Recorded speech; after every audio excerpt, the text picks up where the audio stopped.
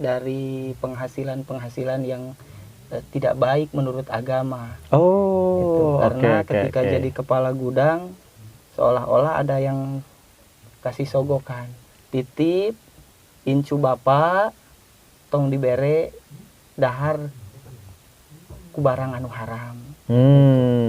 Teringat nasihat daripada kakek itu. Maka bapak berpikiran untuk keluar dari pekerjaan. B sin mati JR bis mim alif lam lam tas di JR mil lam jabar la HJR hi bismillahi. Anak-anak zaman sekarang nggak akan ada yang tahu ya kayak gitu ya kayaknya. Anak-anak zaman sekarang nggak akan tahu. Taunya ikro ya. Saking saya cintanya menghafal kepada kitab Jurumiyah, itu saya buku kitab Jurumiyah sama taudenya sering saya bawa di perut. Gitu. Bawa di perut ke sekolah saya bawa sambil buat dibaca-baca menghafal. Kemudian saya ke kebun dibawa karena kegiatan saya pagi-pagi itu ke kebun waktu SMA, kelas 1 SMA sampai kelas 3 SMA, sampai membantu orang tua. Kitab Jurumiyah saya bawa di perut gitu kan. Kemudian saya ke kebun, waktu lagi nyantai buka sampai itu kitab Taudeh Jurumiyah 3 kali kalau nggak salah saya salin karena saking udah lecetnya itu. Mohon nanti abdi teh ngimpen, saya itu mimpi gitu. Kata saya kepada guru, mimpi apa? Di dalam mimpi saya sedang berhadapan dengan guru itu. Kemudian di tengah-tengah ada kitab Jurumiyah, seolah-olah guru menerangkan silah mausul. Kata guru, maju. Maksudnya apa mang maju itu? Maksudnya urang ngaji bakal maju. Langsung kitab pertama saya dilogati dengan tangan guru, mungkin itu keberkahan dari guru. Oh, Masya Allah. Yang namanya ngaji diberkahi sama guru, pasti dia akan mendapat ilmu. Itu. Tapi kalau ngejar ilmunya, tapi kalau dia ngejar ilmunya, belum tentu mendapatkan berkahnya. Oke. Akulah para pencarimu ya Allah.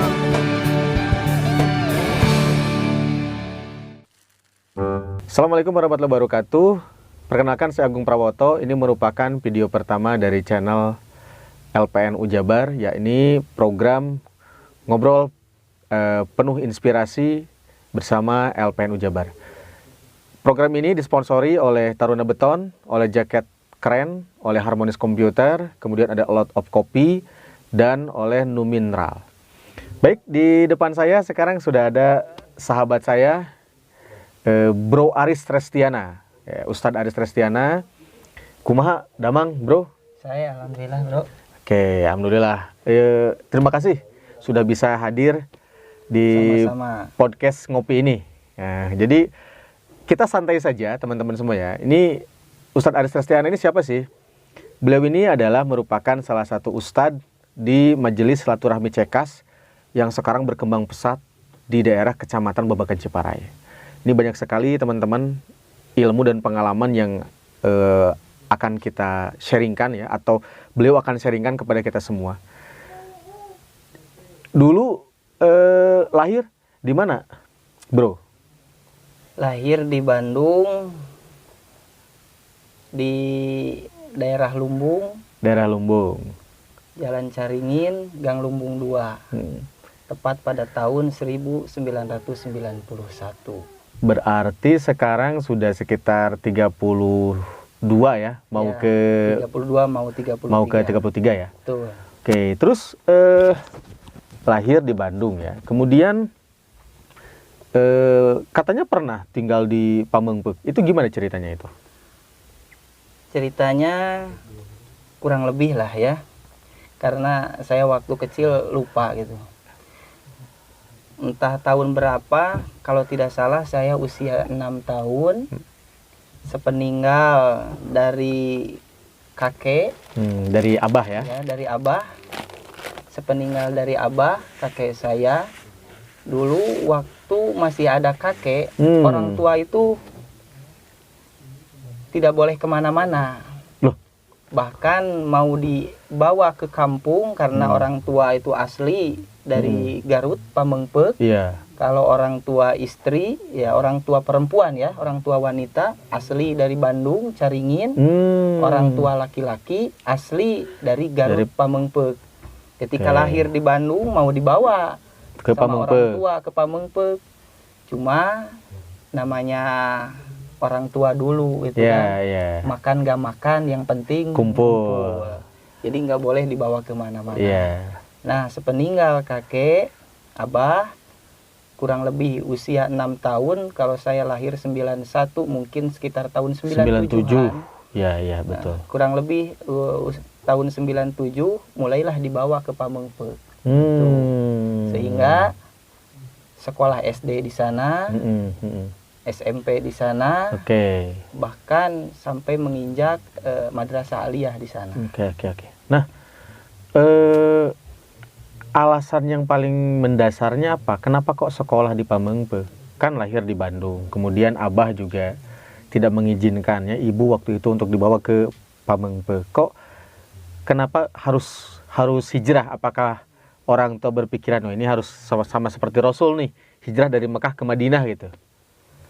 Mungkin alasan pertama dari orang tua karena waktu di Bandung ekonomi mungkin kurang baik. Oh, gitu.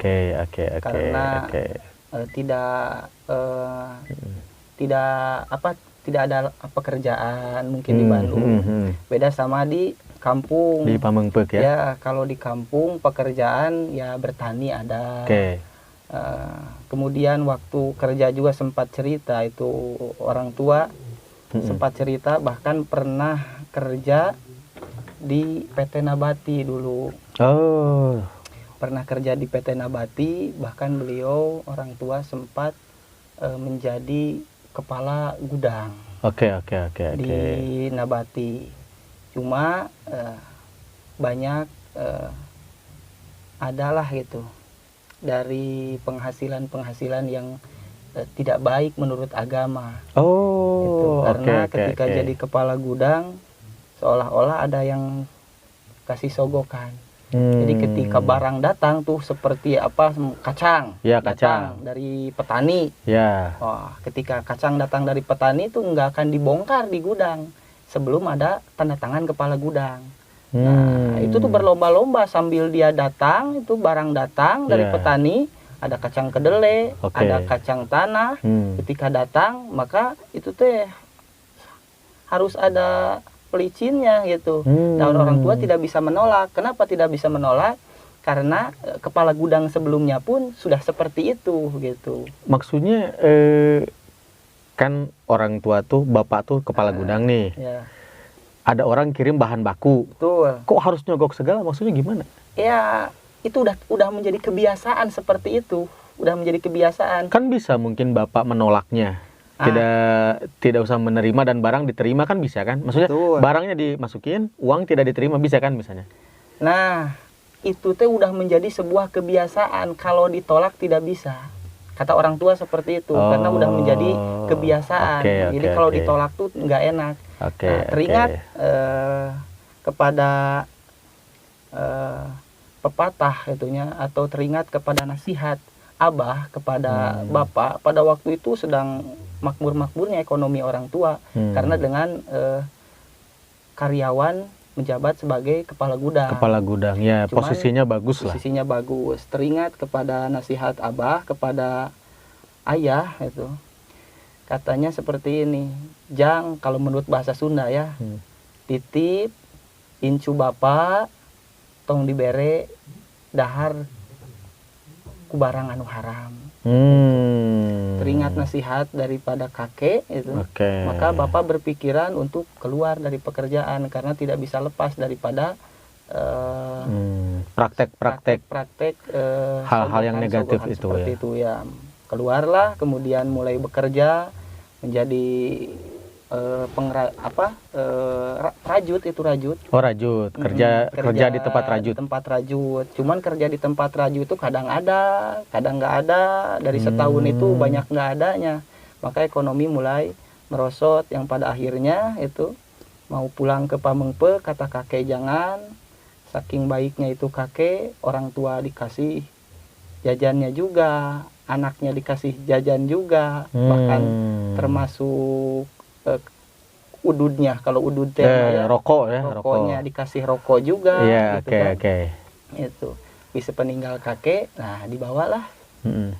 ke kampung itu karena ya alhamdulillah walaupun kecil penghasilan bertani seadanya gitu. Cukup lah ya. Cukup lah itu. Dan kalau bertani kan sebenarnya pasti akan ada penghasilannya, maksudnya per setahun 3 kali gitu kan. Betul. Ya. Panen lah ibaratnya. Ya meskipun kadang-kadang ada panen gagal juga ya. Ya. Nah, pas ke Pamengpeuk itu langsung sekolah sambil ngaji, langsung mulai ngaji di situ. Ngaji dulu pernah mesantren nggak, mondok nggak, atau gimana? Soalnya Bro Aris ini kalau saya lihat dari segi keilmuan agamanya sangat mumpuni sekali nih. Mun bahasa Sunda mah pasagi gitu tah. Jadi dulu mesantren tidak sih sebenarnya? Sebenarnya saya nggak sempat nyantri. Ya. Cuman di lingkungan itu ya termasuk masih lingkungan pesantren itu di lingkungan. Banyaklah pesantren-pesantren kecil di lingkungan itu. Mulai sekolah SD langsung sempat ngaji di lingkungan. Cuma nggak sampai kajian mendalam. Ya, ngaji Jadi, biasa ngaji gitu biasa. ya. Ikro gitu ya awalnya. Nggak sempat ngaji ikro dulu. Kalau zaman saya di kampung nggak ada itu ikro. Metode Jadi ikro itu metodenya nggak itu masuk ke nggak Pamengpeuk masuk. itu. Metodenya Nggak apa? Metodenya itu ya langsung belajar Al-Quran dengan cara menghejah. Gitu. Seperti Contoh? B, Sin, Mati JR Bis, Mim Alif Lam Lam, Tasdi JR Mil, Lam Jabar La, HJR Hi, Oke. Bismillahi. Anak-anak zaman sekarang nggak akan ada yang tahu ya kayak gitu ya kayaknya ya. Anak-anak zaman sekarang nggak akan tahu. Taunya ikro ya. Metode hijaiyah itu atau hejah ya. Oke. Nah, itu mulai belajar Al-Quran dari mulai kelas 1 SD mungkin sampai usia 12 tahun sampai usia tamat SD. Tamat SD. Itu sudah ingat nggak hatam pertama kali hatam Al-Quran kelas berapa? Hatam Al-Quran itu kelas 4 SD. Luar biasa. Hatamnya cuman hatam baca aja sampai sekarang. Kalau hatam hafid belum. Oh iya. Ya maksudnya hatam baca ya, dari awal Al-Fatihah sampai Anas ya. Ya. Oke. Nah kemudian di Pamengpeuknya itu di kampung apa namanya? Kampung, desa, itu Pamengpeuk itu kan kecamatan ya?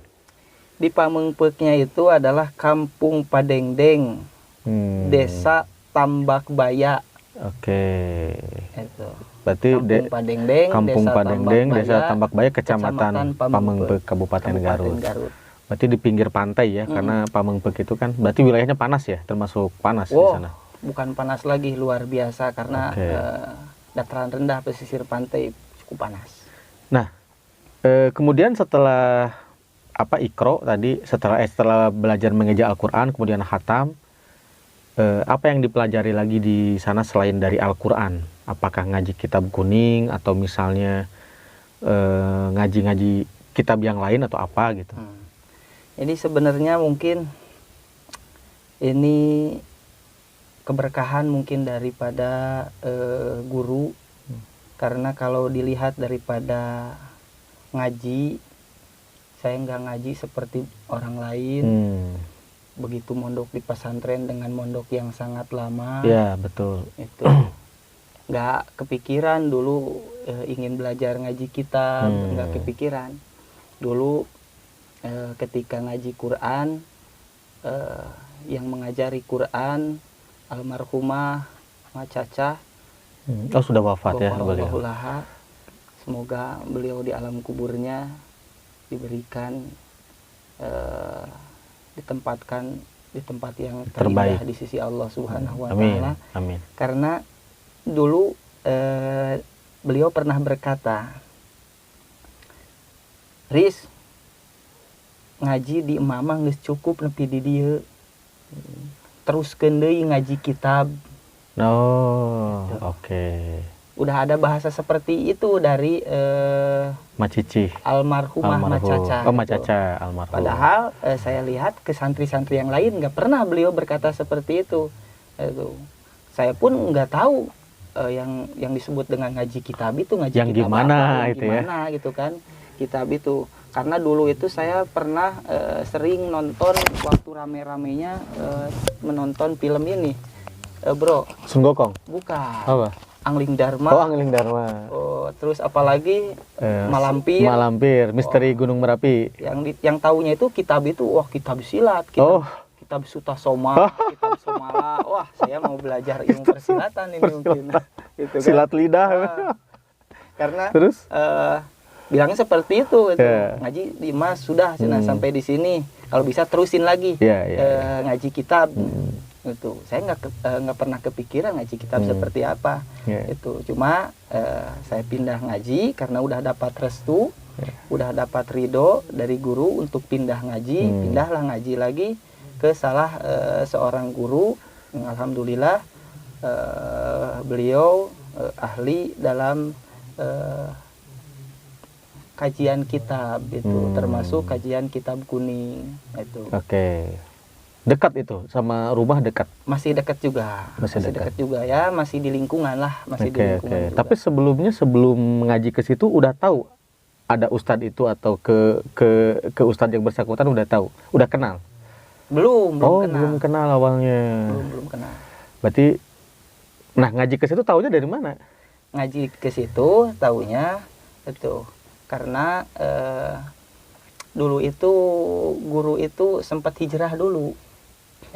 Guru yang kedua nih, guru yang kedua itu sempat hijrah. Beliau itu memang asli keturunan dari Pamengpeuk gitu kan. Itu guru yang kedua ya bernama Ajengan Muhammad Munir. Ajengan Muhammad Munir. Putranya daripada Ajengan Masri yang merupakan sesepuh daripada kampung di sana. Yang beliau sempat hijrah, sempat nyantri itu di Garut, di Garut kota. Ponpes apa itu kalau boleh tahu? Beliau kalau tidak salah ngajinya ke beberapa pesantren. Ke beberapa pesantren. Ya, termasuk di ahli alat, beliau di Keresek, di Karopeak gitu kan. Keresek itu nama daerah. Nama daerah di daerah Garut. Oh, ada daerah namanya Keresek. Keresek itu kan kalau bahasa Indonesia kantong plastik ya. Ada daerah namanya Keresek. Ada pesantren di situ. Dan Pak Ajengan Muhammad Munir ini beliau pesantren di situ. Itu kalau tidak salah sekitar saya SMP gitu. Saya SMP, beliau kembali lagi pulang ke kampung halaman, ke Pamengpeuk gitu, dan saya mulai belajar ngaji. Belajar ke beliau. Apa yang dipelajari pas awal ke beliau itu, belajar apa? Pertama awal belajar ngaji itu saya teringat ikut ngaji sore. Itu karena kajiannya itu dari mulai sore, maghrib, isya dan subuh. Empat kali ngaji. 4 waktu ya? 4 waktu. Sore, maghrib, isya dan subuh. Dan waktu. Beliau yang ngajar itu semua? Ya, cuma beliau pekerjaannya sambil bertani juga, jadi banyak banyak waktu yang tidak bisa terpenuhi gitu karena mungkin kesibukan gitu. Nah, ketika teringat ngaji sore, saya senang itu kalau ngaji sore gitu. Kenapa senangnya ngaji sore? Karena sedikitan. Itu paling cuma ada 4-5 orang, paling banyak 7. Kenapa tuh kok gitu. Bisa ada sedikit? Kan sore termasuk harusnya kan bisa lebih banyak daripada malam. Kalau malam kan ngantuk biasanya gitu kan. Mungkin kalau sore di kampung beda sama di kota. Kalau di kampung sore itu orang kampung agak sedikit males. Itu beda sama maghrib sama isya. Kalau maghrib sama isya banyak gitu. Atau masih pada sekolah mungkin? Belum pulang? Belum pada, bukan belum sekolah, tapi emang nggak ada kegiatan sekolah sampai sore kalau di kampung itu. Sampai zuhur ya biasanya? Ya, sampai zuhur udah beres. Nah itu bro Aris ikutan sore, malam, maghrib sampai subuh itu ikutan ngaji. Maghrib ikut, isya ikut sampai subuh. Itu kajiannya beda, kitabnya beda. Beda kajiannya. Kalau sore apa yang dibahas? Kalau sore pertama itu ikut ngaji. Yang pertama dikaji itu tanya-tanya ke temen itu kan, sekarang jadwal apa gitu kan. Saya tanya, sekarang itu jadwalnya kitab Sorop. Sorop itu adalah kitab yang kaji tentang gramatikal bahasa Arab. Gramatikal bahasa Arab itu yang berhubungan dengan kata kerja gitu. yang berhubungan dengan kata kerja. Kalau dalam bahasa Arab itu adalah fi'il namanya. Ya, fi'il. Itu kitab apa yang dikaji waktu dulu? Sorobina itu. Sorobina. Tamat waktu itu ngaji Sorobina. Alhamdulillah tamat kaji Sorobina. Yang teringat waktu dulu ini yang paling berkesan di hati saya ketika kajian Sorobina itu kan. Semua orang nyorogen gitu. Kalau nyorogen itu bahasa Sunda. Kalau menurut bahasa Indonesianya itu face to face, langsung ngaji di depan guru. Ngaji di depan guru. Kemudian kita sebagai santrinya menulis apa yang diucapkan oleh guru. Oh, ini berarti ngalogat kalau dalam bahasa dikte ya, mendikte ya. Iya, kalau dalam bahasa ilmu pesantrennya itu ngalogat itu. Nah, mau ngalogat itu dulu saya nggak bisa. Karena baru awal ngaji gitu kan. Mau ngalogat kitab itu susah. Kitabnya itu kan gundul. Arab gundul ya. Tambah tulisannya kecil-kecil. Mau ditulis bingung nulisnya gimana. Penuh. Itu kan. Iya. Mau nulisnya pakai tulisan bahasa Indonesia atau pakai tulisan Arab pun saya bingung. Karena baru pertama ngaji. Iya. Itu kata guru kayak gini. Saya masih ingat. I'lam kanyahokeun ku anjeun ana abwa batasripi sanyanya na pirang-pirang bab tasrif komsatun eta aya 5 naonana baban babna gitu. Baca kata guru teh, saya nggak nulis apa-apa gitu. Udah segitu aja baca. Pas disuruh baca alhamdulillah pada waktu itu saya bisa baca lancar. Dihafal gitu. Berarti ya? Sebenarnya bukan dihafal, tapi nggak tahu kenapa dulu saya bisa seperti itu gitu kan. Itu alhamdulillah diberikan kemudahan oleh Allah Subhanahu wa taala dalam mencari ilmu. Kata guru saya seperti ini. Jang lamun neangan ilmu hayang sukses jeung berhasil kudu loba tulis. Tahu guru bahwa kita nggak nulis. Tahu guru bahwa kita nggak nulis walaupun kita cerdas, walaupun kita pintar, namanya manusia akan terkena lupa. Iya, betul. Makanya harus aja ditulis. Kalau lupa, nanti bisa lihat tulisan. Seperti itu kata guru. Sebenarnya di hati saya mau ngomong, bingung. Bukannya saya nggak mau nulis, tapi saya bingung. Bukan saya merasa sok cerdas atau sok pintar, tapi saya bingung mau nulis. Itu kan gimana cara nulisnya belum tahu teknisnya ya, belum tahu cara teknis nulisnya, cuman nggak berani ngomong karena di depan guru gitu kan, nggak berani ngomong, takzim lah itu, menghormati guru. Cuman guru waktu itu langsung kitab saya diambil oleh guru gitu kan. Nah gini Jang, langsung kitab pertama saya dilogati dengan tangan guru, mungkin itu keberkahan dari guru. Oh, Masya Allah. Dan sampai sekarang masih ada kitabnya juga. Masih ada kitabnya disimpan ya, sebagai kenangannya. Oke, berarti dulu belajar Sorobina, terus kitab apa lagi yang pernah tamat mengaji kepada Kang Ustadz Muhammad Munir itu? Kak, ingat nggak kitab apa aja yang diaji, tapi yang tamatnya kitab apa aja gitu? Karena saya ngajinya itu nggak cukup lama itu kan, paling sekitar 6 tahunan lah, karena SMP sama aliyah saja. Jadi hanya beberapa kitab yang dikaji. Di antaranya kalau dari ilmu nahunya itu adalah Jurumiyah, kemudian kalau dari ilmu alatnya itu Sorobina dan Kailani, kemudian kalau dari ilmu fikihnya itu Sapina, kemudian Riyadul Badi'ah gitu kan, dan banyak lagi lah itu. Oke. Itu kitab-kitab yang kecil dasar seperti kitab Sulam Munajat, Sulam Taufik dan lain sebagainya. Itu tamat ya berarti ya? Ya alhamdulillah kitab-kitab kecil itu cukup tamat. Cuman nggak maju langsung ke kitab yang gede-gede karena waktunya cuman sampai berapa tahun lah, cuma 6 tahun gitu, nggak seperti orang lain ngaji sampai 11 tahun gitu, apalagi. Nah terus sempat dengar pernah waktu itu ngobrol ada kejadian spiritual apa tuh dengan sang guru, dengan guru pernah mimpi atau apa dulu waktu itu, waktu pas ngaji dulu itu ya, maksudnya ada kisah spiritual apa tuh yang bisa dikisahkan? Dulu, waktu mengkaji kitab Jurumiyah itu, waktu mengkaji kitab Jurumiyah itu nggak ngerti-ngerti. Berapa lama itu jaraknya nggak ngerti-ngerti sudah? Tahun. Setahun Hampir ngaji, 1 tahun nggak paham-paham. belum paham-paham. Itu cuman guru nyuruh untuk hafalin. Walaupun nggak paham, hafalin gitu kan, kata guru. Sejak takdim ke guru sampai dihafal gitu kan. Udah hafal pun sama, belum paham-paham gitu kan. Sampai tamat 1 kali, itu kitab Jurumiyah kalau nggak salah sampai tamat 2 kali. Apanya? Mengkaji kitab Jurumiyah. Mengkajinya. Ya. Kalau menghafalnya hafal tapi? Hafal. Berapa lama pada saat itu menghafal Jurumiyah itu? Kurang tahu ya, soalnya saya menghafalnya kitab Jurumiyah itu kalau nggak salah 1 hari bertemu belajar kitab Jurumiyah, kemudian langsung dihafalin di rumah, ngaji lagi, kemudian dihafalin lagi, jadi tidak tidak langsung dihafalin semua, tapi secara continuous gitu. Beres ngaji hafalin, alhamdulillah jarak 1 tahun gitu kan, hafal kitab Jurumiyah tapi belum ngerti-ngerti itu. Tapi di suatu ketika karena saya takzim kepada guru walaupun belum ngerti sampai dihafal, kalau nggak salah menghafal dulu dengan kitab Taudehnya juga, Taudeh Jurumiyah. Jadi Taudeh itu adalah kitab yang berisi tentang penjelasan kitab Jurumiyah.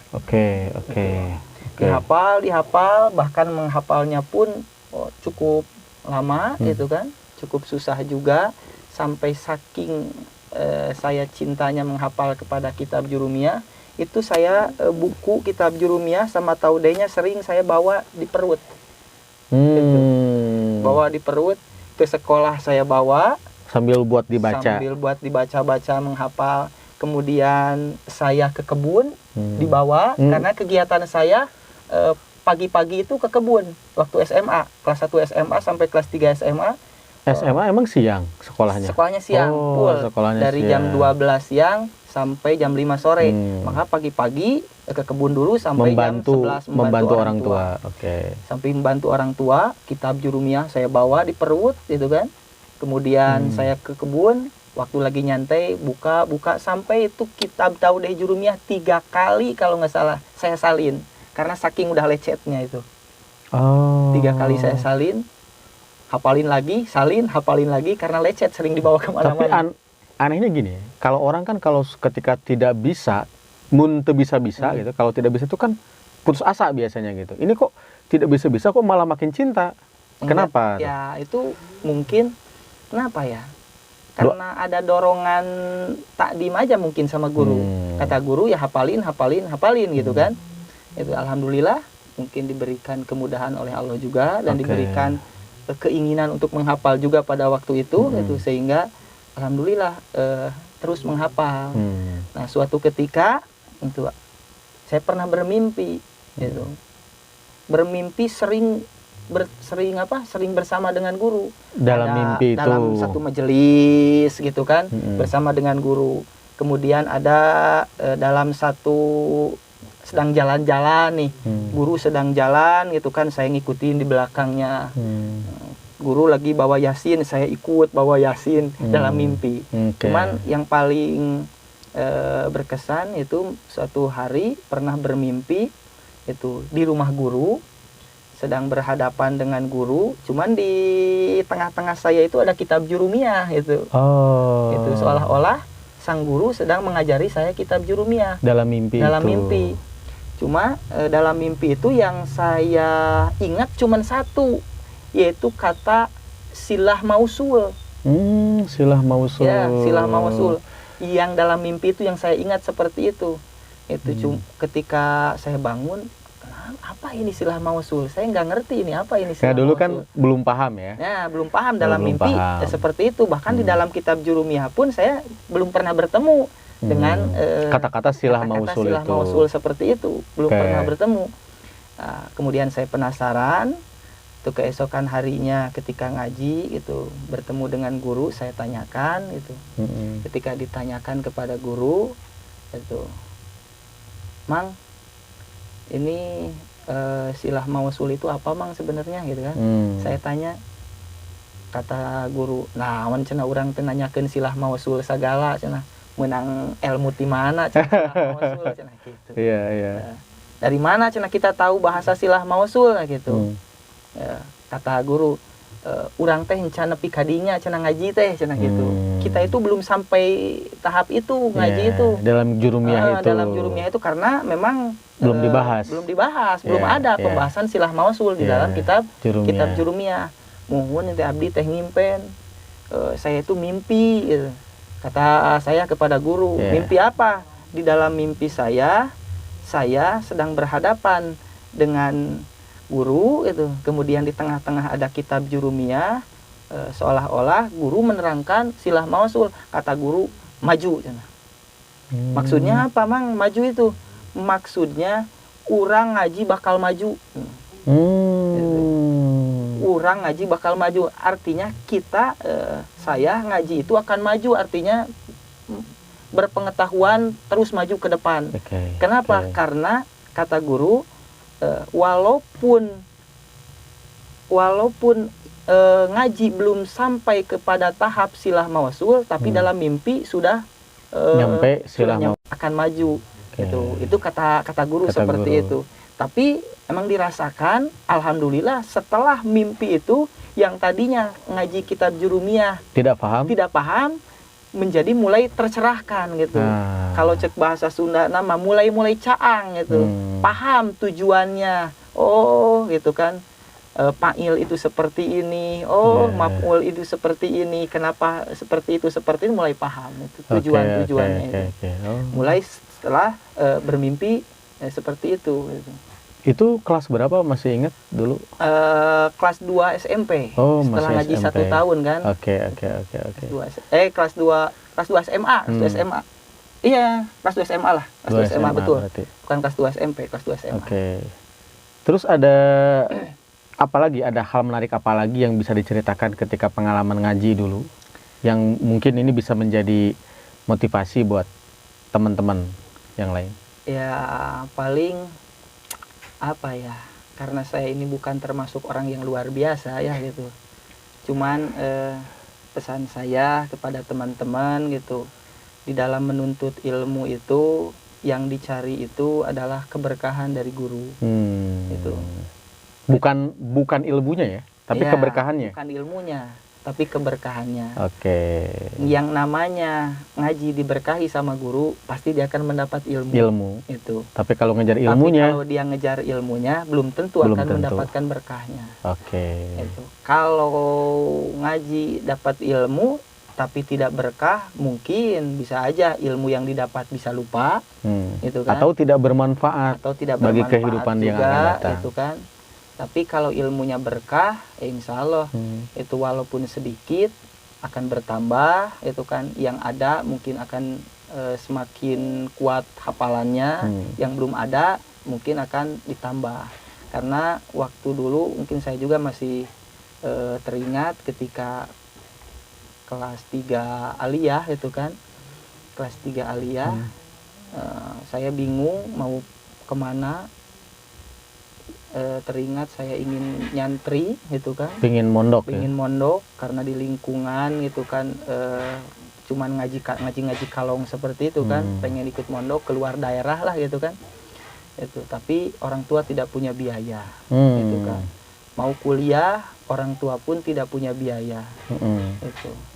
Mau kerja, saya berpikiran, hati saya tuh dulu ketika mau keluar sekolah tidak diberikan keinginan untuk kerja dulu. Masih pengen menimba ilmu, gitu. Mencari ilmu. Masih pengen mencari ilmu, makanya tujuannya kalau nggak kuliah ya pesantren, nyantri. Kalau nggak kuliah ya nyantri. Nah, alhamdulillah dulu ya, termasuk guru-guru gitu kan, di aliyah mendorong untuk nyantri gitu kan. Walaupun nggak punya biaya, tenang. Kamu akan dimasukkan ke pesantren, Miftahul Huda, karena alumni di Tasik ya. Di Tasik alumni kebanyakan alumni Miftahul Huda, aliyah Yayasan Al-Mardiyah, guru-gurunya banyak alumni dari sana. Gitu. Ajengan-ajengannya banyak alumni dari Miftahul Huda, Mamahwer Effendi, Tasik Malaya Manunjaya. Sampai punya kenalan di sana, bisa dititipkan di ajengan-ajengan yang di Miftahul Huda. Cuma mungkin nasib berkata lain.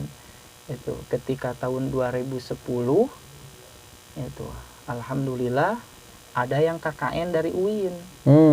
Yang dari UIN tuh KKN itu kan tahun 2010 ke Pamengpeuk. Kuliah kerja nyata ya. Kuliah kerja nyatanya di Pamengpeuk. Ketika kuliah kerja nyata di Pamengpeuk, ya saya ngobrol-ngobrol sama anak-anak yang KKN, itu kan. Anak-anak yang KKN pun nggak tahu bahwa saya masih aliyah, karena terlihat saya itu seperti mahasiswa, orang tua, seperti orang tua, ngajar anak-anak, bahkan pada waktu itu udah ngajar ibu-ibu juga. Udah ngajar ibu-ibu, udah ngajar bapak-bapak juga, gitu, karena diberikan kesempatan oleh guru guru untuk mengisi pengajian ibu-ibu dan bapak-bapak. Tapi kesini semakin akrab, lah tahu bahwa saya masih sekolah, masih gitu kan. SMA. Ternyata alhamdulillah ada program bidik misi lah tahun 2010. Dulu bidik misi, sekarang MEKIP namanya itu. KIP ya. Ya, tahun 2010 itu ada program bidik misi. Sehingga saya tergugah, gitu kan. Saya tergugah ingin kuliah, bisa mengakses beasiswa bidik misi. Betul, bisa mengakses beasiswa bidik misi tersebut di UIN. Ikut daftar pada saat itu. Alhamdulillah saya ikut daftar pada tahun itu, itu kan. Ngambil jurusan apa waktu itu? Jurusan tasawuf psikoterapi. Ketika ngambil jurusan itu kan. Kok ngambil jurusannya agak aneh nih, maksudnya kebanyakan orang kalau ke UIN mungkin kan pendidikan agama Islam gitu ya. Betul. Ngambil jurusannya atau ilmu tafsir, ilmu hadis. Ini kok ngambilnya tasawuf psikoterapi ini? Karena saya dulu berpikir saya kuliah ini mau ngambil jalur beasiswa. Dan hanya jurusan itu yang ada peluang beasiswa gitu. Sebenarnya jurusan yang lain pun ada peluang ada peluang beasiswa. Cuma itu saya ngambil yang kuotanya itu banyak, kemudian peminatnya sedikit untuk beasiswa. Jadi bisa bersaing gitu di sana. Betul. Strateginya seperti itu. Pantesan. Lanjut. Alhamdulillah masuk bidik misi, itu kan daftar bidik misi. Cuma itu disayangkan di tengah perjalanan saya punya keyakinan saya nggak akan lulus ini bidik misi. Kenapa tuh? Kan? Kok bisa ada pikiran? Bidik misi pada waktu itu yang menjadi syarat utama itu adalah rapot.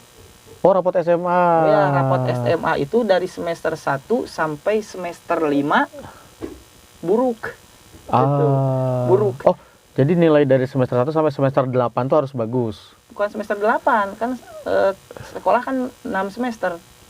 6 semester ya, betul. Berarti 1 sampai 6. 1 sampai 5 yang menjadi syarat. Semester 1 sampai semester 5. Dari kelas 1 sampai kelas 3 semester ganjil ya. Semester ganjil yang menjadi syarat itu. Dan itu nilainya kita buruk. Dan itu nilainya buruk. Itu nilai umum terutama gitu kan. Karena dulu berpikiran seperti ini. Alah, buat apa ngerjain tugas sekolah itu kan.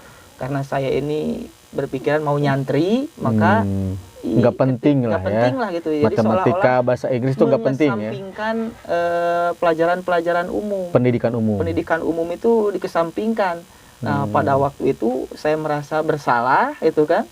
Barulah dari sana tahu bahwa tidak boleh berpikiran seperti itu. Jadi semester 1, kelas 1 sampai kelas 3 semester ganjil itu nilai kita jelek karena mengesampingkan pelajaran umum. Tiba-tiba kita berpikir semester genapna mau ujian nasional mungkin. Jadi kita serius. Jadi yang jelek itu sebenarnya dari mulai semester 1 sampai semester 4. Itu kelas 1 SMA dan kelas 2 SMA atau kelas 1 aliyah dan kelas 2 aliyah. Itu yang buruknya itu. Itu di pelajaran umum ya. Umum. Kalau pelajaran agama nilainya bagus. Alhamdulillah bagus pelajaran agama. Itu. Yang alhamdulillahnya itu yang bagusnya itu di semester 5 dan semester 6. Itu semester 5 alhamdulillah saya peringkat kedua. Awalnya nggak masuk 10 besar gitu kan. Kemudian semester akhir alhamdulillah peringkat 1, bahkan nem terbaik gitu. Waktu itu di Madrasah Aliyah Mardiyah itu. Betul. Kenapa demikian? Orang lain pun kaget, teman-teman saya pun merasa kaget gitu. Kenapa saya bisa peringkat kedua, peringkat ke-1 padahal 10 besar pun awalnya nggak masuk. Gitu. Wah, kan? Niron nih macam. Padahal saya ngobrol ke teman saya nggak masuk peringkat itu bukan karena bodoh itu, cuman sayanya aja nggak rajin Ya, karena males. karena mengesampingkan pelajaran umum itu. Kalau kelas 3 Alia tuh tiap jam 3 subuh gitu. Tiap Bangun. jam 3 subuh bangun, menghafal. Jam 3 subuh bangun, menghafal tahajud, gitu kan. Udah tahajud, menghafal tahajud terus selama 1 tahun karena takut tidak lulus ujian. Oh, Itu. ada ketakutan. Ada ketakutan. Ya, Ternyata itu ketakutan itu membawa berkah. membawa berkah. Memang Oke. manusia itu harus ada ketakutan. Iya, iya. Itu kalau nggak ada ketakutan, pasti hidupnya itu nggak akan hati-hati. Betul, betul. Itu kalau dia hati-hati, pasti kesananya waspada. Hmm. Itu. Tapi kalau nggak ada ketakutan, nggak akan hati-hati, nggak akan waspada, yang pada akhirnya celaka gitu. Oke, berarti setelah itu akhirnya ikutan tes bidik misi gagal karena nilai kelas 1 sama kelas 2 SMA-nya jelek. Terus gimana itu? Ketika gagal gimana terus akhirnya gimana? Cuman saya ajak teman. Ya. Saya ajak teman, itu kan saya punya teman. Saya ajak teman yang peringkat 1, saya ajak teman yang peringkat 2 dari mulai kelas 1-nya nilainya pada bagus-bagus, saya ajak untuk daftar ke UIN. Daftar ke UIN untuk ikut bidik misi Oke. gitu. Yang alhamdulillah waktu itu tuh yang saya ajak tuh 4 orang. Cuman yang 1 orang mundurin diri itu kan. Yang 3 orang alhamdulillah terus ikut sampai akhir gitu kan. Dan lolos. Yang lolos bidik misi alhamdulillah 2 orang. Oh, 2 orang. Teman saya perempuan dua-duanya lulus bidik misi gitu. Yang diajak sama Yang kita. diajak sama kita. Justru kita yang ngajak Nggak gagal. lulus, gagal. Terus gimana itu? Karena nggak lulus tetap lanjutin kuliah atau bagaimana? Nah, karena saya Karena kan biaya tadi betul. kesulitan biaya. Kesulitan biaya. Karena pada waktu itu kesulitan biaya dan saya tidak lulus itu karena udah kenal sama ketua jurusannya, ketua jurusan tasawuf psikoterapi pada waktu itu Bapak Profesor Nanat, Bapak Profesor Haji Mulyana LC. Oh, lulusan Timur Tengah ya? Ya. Oke. Ketua jurusannya udah kenal juga sama beliau. Karena udah kenal juga sama beliau itu kan karena yang lain ikut masuk ke jurusan tasawuf saya yang ngajaknya, maka saya bilang ke beliau, Pak, gimana ini teman-teman yang saya ajak Lolos. itu kan lolos, saya ini yang ngajaknya kenapa saya nggak lolos?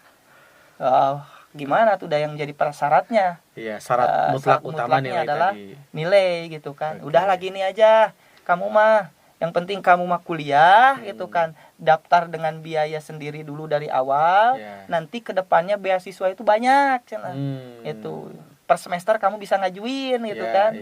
Itu kalau kamu bagus nilainya, maka kamu bisa mendapatkan beasiswa itu. Nah, alhamdulillah saya pun ikut daftar pada waktu itu dengan biaya yang pada waktu itu lumayan besar lah ya. Lumayan besar pada waktu kalau nggak salah biaya itu sekitar 1.500.000. Oh, tahun biaya, 2010. Betul. Ya segitu besar lah ya, segitu besar. Yang alhamdulillahnya karena mungkin rezeki orang tua pun pada waktu itu nggak punya biaya sebesar 1.500.000. Ada orang yang mungkin diketuk hatinya oleh Allah sehingga beliau memberikan uang 1.500.000 yang 750-nya dikasih dan 750-nya dibayar gitu kan, minta dibayar. Oh, ngasih pinjaman. Ngasih pinjaman. Tapi ngasih pinjam yang 7,5 ngasih pinjaman, 7,5 mah ngasih. Dan kita cicil akhirnya. Jadi bisa we kuliah ya. Ya, seperti itu. Dan ketika proses kuliah itu kan panjang tuh selama 4 tahun meninggalkan kampung halaman. Tinggal di mana? Tinggal di Gang Lumbung 2 dalam Caringin itu kan. Oh, di rumah nenek kakek dulu waktu pas lahir kecil itu. Betul. Oke, kembali lagi ke rumah kakek nenek dan di sini gitu kan di Gang Lumbung. Itu alhamdulillah dipertemukan juga dengan sahabat kecil gitu. Yang ternyata sahabat kecilnya itu ya bapak sendiri gitu. Ini luar biasa ya. Jadi perjalanan mau kuliah juga sangat berliku-liku ya. Terus ingat tuh waktu itu pas mau kuliah saya bilang kan wayahna bantuan saya ngelola madrasah gitu kan waktu itu. Betul, ya Madrasah Al-Wasi'ah. Dan kita bahu-membahu dari 2010 kan sampai alhamdulillah Al-Wasi'ah ini kalau ikut Porosadin juara umum terus ini. Betul. Kan luar biasa. Nah itu Berarti pokoknya ketika kuliah sibuk sambil ngajar ya, sambil ngajar di madrasah. Jadi nggak terlalu aktif ya di organisasi dulu ya, di organisasi kampus nggak ya berarti? Ya, dulu di organisasi memang nggak begitu aktif. Kenapa demikian? Karena hati lebih cinta terhadap madrasah. Karena kegiatan-kegiatan organisasi di kampus suka dilaksanakan pada waktu sore hari dan malam hari. Sedangkan kegiatan mengajar di madrasah sore dan malam. Makanya diusahain jam 2 siang itu udah harus pulang. Karena asar, maghrib, isya harus sudah mengajar di madrasah Al-Wasiyah. Dan itu dilaksanakan sampai lulus kuliah, sampai terus ngajar ya di situ ya. Nah kemudian saya sempat dengar cerita nih, orang tua itu ketika kuliah itu hanya datang ke kampus ketika wisuda saja berarti. Betul. Ya? Pendaftaran nggak ikut, selama kuliah 4 tahun nggak pernah ikut, maksudnya nggak pernah menginjakan kaki di kampus. Betul. Dan hanya menginjakan kaki itu ketika wisuda. Betul. Itu gimana perasaan orang tua itu ya pada saat itu? Ya mungkin cukup bahagia mungkin, dan mungkin cukup bangga mungkin anaknya bisa sampai kuliah gitu kan, bisa sampai lulus juga gitu kan. Ya tapi perjuangan orang tua di balik layarnya gitu kan, itu. Dorongan doanya terhadap anaknya gitu kan. Ya saya tidak akan bisa seperti ini, mungkin gak akan bisa lulus kuliah kalau tanpa doa daripada orang tua. Nah jadi yang saya pinta dulu itu kan dari orang tua itu hanya satu, yaitu adalah doanya. Karena sempat waktu mau kuliah dulu saya ngurus-ngurus bidik misi gitu kan, dari pagi sampai jam 9 malam saya ngurus-ngurus bidik misi itu. Surat-suratnya gitu kan, surat keterangan tidak mampu kan, dari mulai RT RW sampai ke kelurahan gitu kan. Itu kan lumayan cukup rumit juga gitu kan. Sampai orang tua itu nggak pernah kehilangan saya gitu, dari pagi sampai malam. Ini anak kemana gitu kan, nggak ada beritanya. Sampai pulang jam 9 malam saya pulang, orang tua sedang menangis. Karena apa? Karena nggak pernah kehilangan saya. Biasanya saya ada di rumah terus. Oke. Kaget lah gitu. Khawatir itu orang tua itu. Kemana ya budak sih nanya? Karena khawatir, dia menangis, kemudian tanya, "Di mana wae Jang?" gitu. Saya bingung jawab pada waktu itu.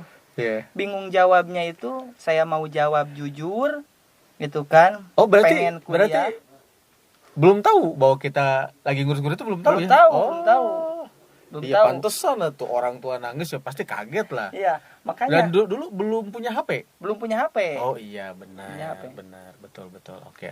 Jadi kalau nggak salah dulu tuh udah ada HP gitu kan. Tapi kita belum inilah ya. Orang tua nggak punya HP. Orang tua nggak punya HP.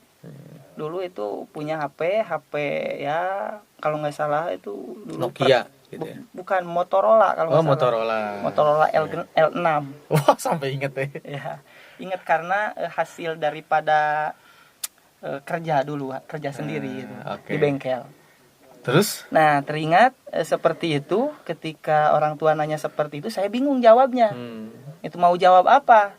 Mau jujur pasti orang tua bakal tambah menangis, mau bohong saya bohong kepada orang tua. Orang tua nanya di mana Jang gitu kan. Ya saya mau jawab jujur aja lah itu. Saya itu pengen kuliah mah. Wah ketika saya dengar mau kuliah, tambah keras. Nangisnya lagi. Ini apa nih nangisnya ini? Kenapa nih? Takut ditinggalin apa karena biaya ini? Karena biaya. Karena biaya. Itu karena ya ekonomi orang tua gitu kan. Di kampung. Makan juga seadanya gitu kan.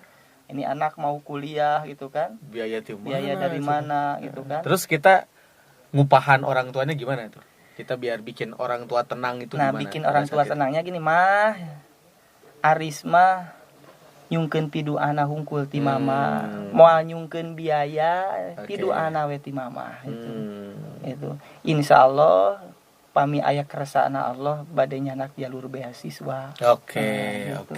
Dan orang tua pada saat itu udah mulai agak tenang lah gitu. Makanya Aris ngurus-ngurus persyaratan dari pagi sampai malam itu supaya untuk mendapatkan beasiswa, surat keterangan tidak mampu itu. Nah, Terus kalau seperti itu biaya sehari-hari gimana nih kuliah? Kan maksudnya beasiswa kan tidak akan include, kalau bidik misi memang include tuh ada biaya sehari-hari ya, ada buat jajan ya.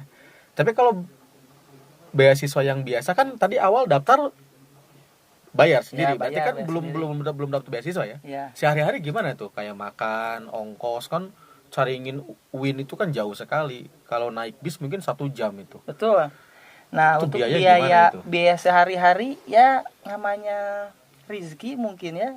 Ada aja rizkinya gitu, ada yang ngasih gitu kan. Kemudian ada uang dari madrasah gitu kan. Oh ya, bulanan kadang ya. bulanan dari Insentif madrasah ya dapat 100.000 paling sebulan besar ya, itu itu 150.000. 100.000 gitu sebulan kan. ya. Kemudian ada aja lah rizki dari yang lain gitu kan. Yang mana yaitu rizki yang seperti itu saya gunakan semaksimal mungkin. Teringat waktu dulu naik bis aja gitu kan, harga bis Damri 1.000 itu ya? 3.000. 3.000 ya? 3.000 bis Damri itu. Kalau TMB mahasiswa itu 1.500. Maka saya milih naik TMB 1.500. Itu.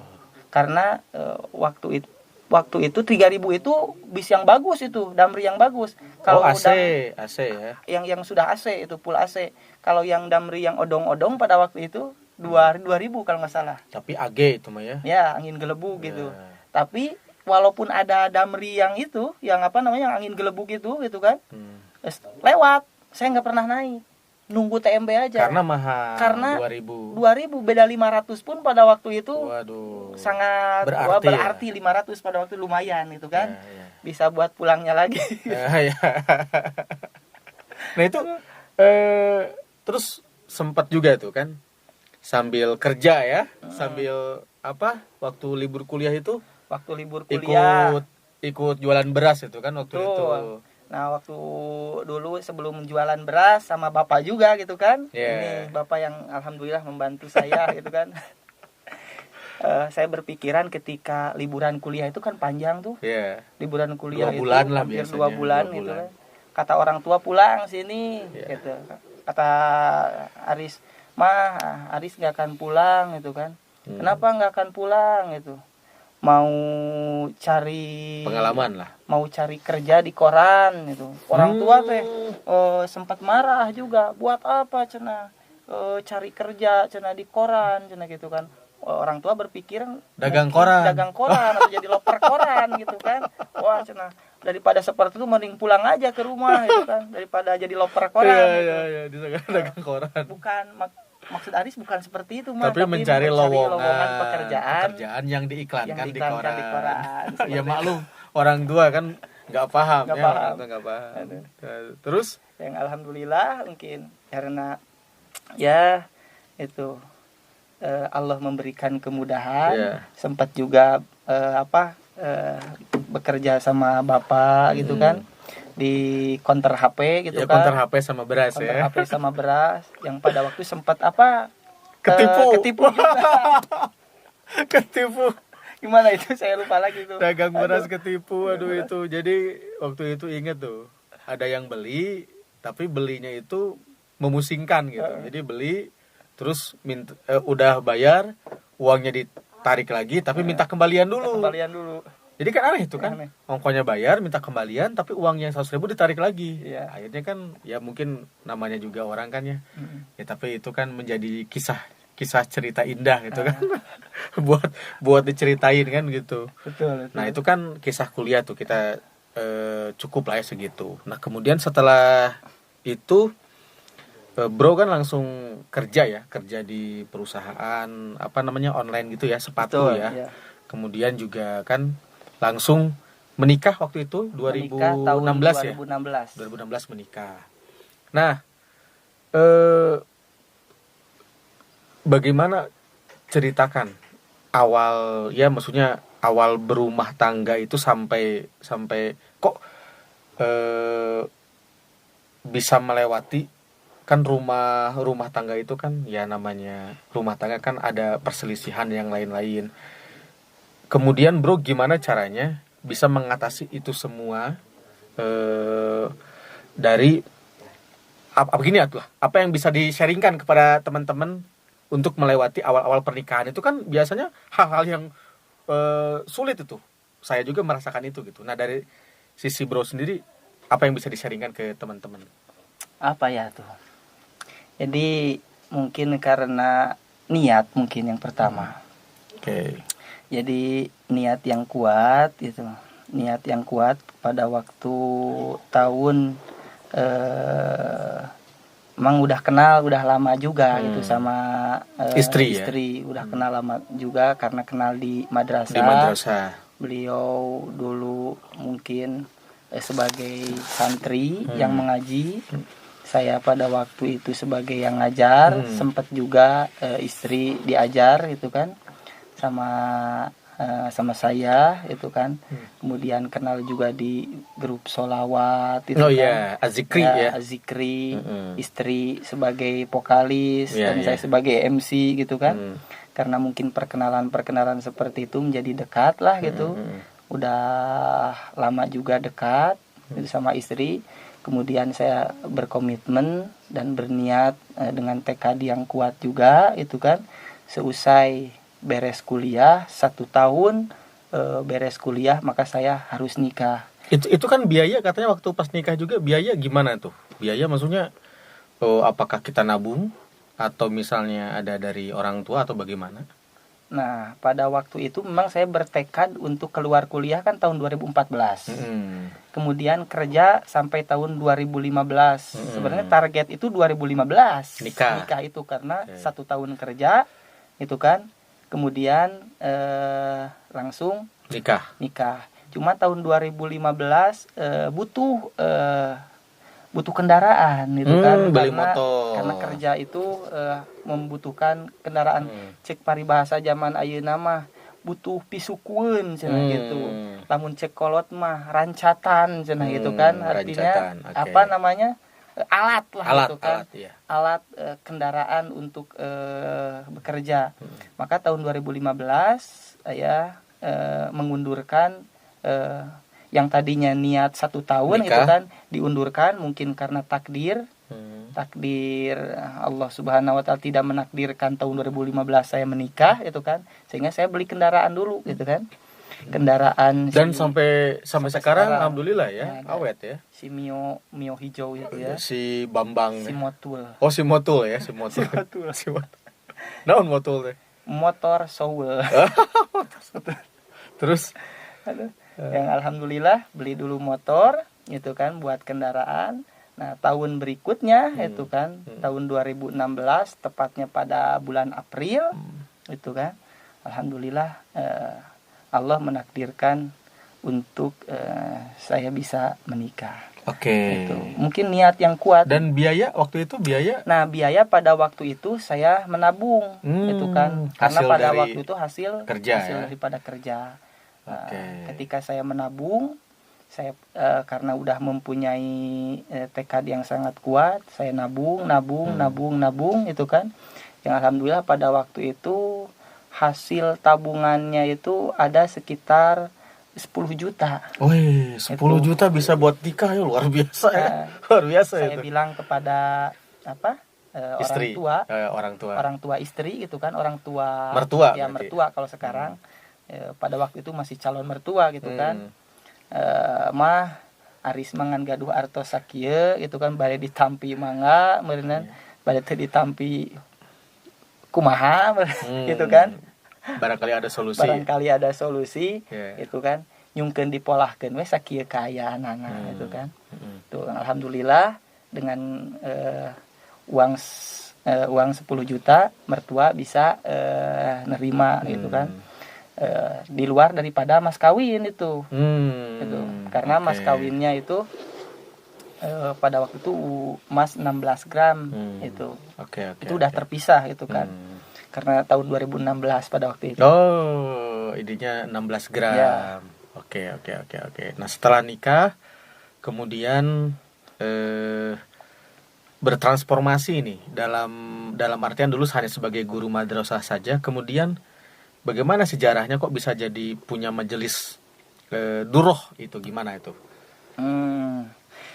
Jadi tahun 2020 waktu itu. Tahun 2020 pada waktu itu ya. Pada waktu itu saya kerja udah sampai 5 tahun lah. Saya kerja Dari 2014 6 tahun berarti. dari 2014 sebenarnya, cuman yang fokus itu 2015 kan. 2014 ya. Masih tahap mencari, masih tahap pindah-pindah gitu. Kerjanya pindah-pindah dulu ya, okay. Dari tahun 2015 saya kerja, kemudian di sana hati tidak mendapatkan ketenangan itu. Karena seolah-olah itu kerja gitu kan. Kemudian saya punya ilmu sedikit, ingin dikembangkan, punya ilmu sedikit, ingin bermanfaat gitu kan. Cukup sedih juga gitu. Ilmu agama juga yang dipelajari tidak ada potensi untuk bermanfaat banyak lah intinya. Tidak bermanfaat banyak, walaupun tetap masih mengajar di madrasah gitu kan. Cuman tidak bermanfaat banyak buat masyarakat itu, karena seperti ada yang meninggal dunia itu kan, suka sedih hati. Jangankan mengurus jenazah gitu kan, apalagi untuk mengantar gitu kan, suka sedih. Apalagi yang meninggalnya itu tetangga. Kalau kerja gitu kan dipotong gaji gitu kan. Ataupun kalaupun nggak dipotong gaji, ya nanti kalau keseringan nanti dipecat. Bisa dipecat itu kan. Lama kelamaan berpikir, aduh saya ini harus keluar kerja itu kan. Bahkan saya udah berniat dan ya kerja, kemudian saya bertekad untuk berhenti. Cuman pada waktu itu udah punya istri. Nah, yang namanya rumah tangga gitu kan, harus sauyunan gitu kan. Antara suami dan istri saya tidak bisa memutuskan sebelah pihak kalau saya ingin berhenti gitu kan. Saya ngobrol sama istri dengan baik-baik. Saya udah capek mungkin kerja gitu kan, karena tidak mendapatkan kepuasan batin gitu kan. Karena ketika kerja seolah-olah saya punya ilmu tidak bermanfaat itu kan. Kemudian saya ngobrol sama istri berpikir, waduh gitu kan, kurang menyetujui lah istri untuk keluar kerja karena khawatir keuangan. Maka saya berdoa, dalam doa saya hanya cukup seperti ini, ya Allah, saya ingin syiar di jalan agamamu, permudahlah urusan rezeki saya. Saya cukup doa seperti itu aja. Itu yang alhamdulillah, mungkin karena jalan Allah gitu kan. Tahun 2019 sempat Covid gitu kan. Maka ketika Covid itu gitu kan, saya diberhentikan.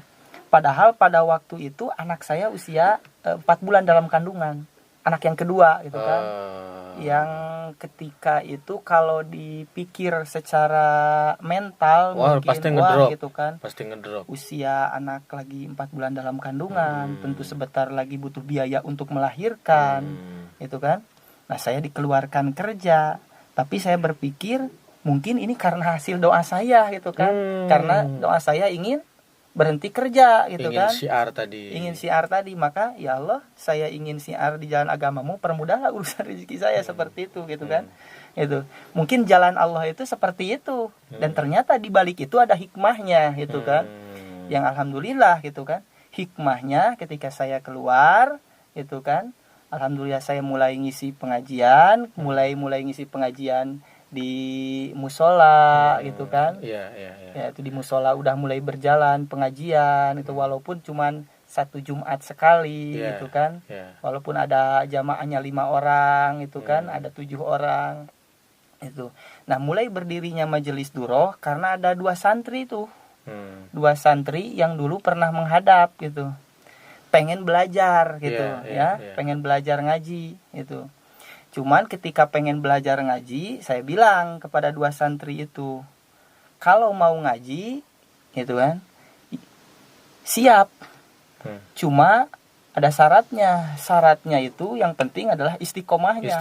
Siap nggak istiqomahnya gitu kan. Itu yang susah. Itu yang susahnya itu. Karena kalau cuman mengawali ngaji saja itu kan gampang, namanya mengawali mah. Membuka pengajian gampang, yang susahnya itu istiqomah dalam menjalankan pengajiannya gitu kan. Betul. Yang alhamdulillah dulu 2 santri itu berpikir ya siap istiqomah gitu kan.